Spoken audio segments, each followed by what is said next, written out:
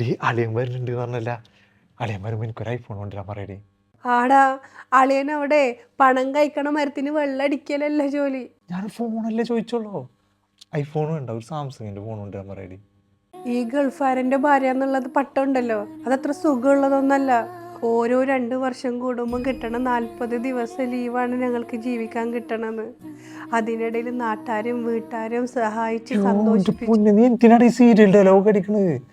ആളെ ഉമ്മയും പെങ്ങളും അറിയാണ്ടേ വല്ല ഹംസൂൻ്റെയോ ഷംസൂൻ്റെയോ പേരിൽ അവർ വീട്ടിൽ ഭദ്രമായിട്ട് എത്തിക്കണം എന്ന് എഴുതിയ കവറിലാണ് എനിക്കുള്ള സാധനങ്ങൾ തന്നെ ഉണ്ടാവുക. അതിൽ ഞാൻ പറഞ്ഞ ബ്രാൻഡഡ് മേക്കപ്പ് ഐറ്റംസ് ഉണ്ടാവുമോ എന്നുള്ള ടെൻഷനിലാണ് ഞാനിരിക്കണത്. അതിൻ്റെ ഇടയിൽ നിൻ്റെ ഫോണ്.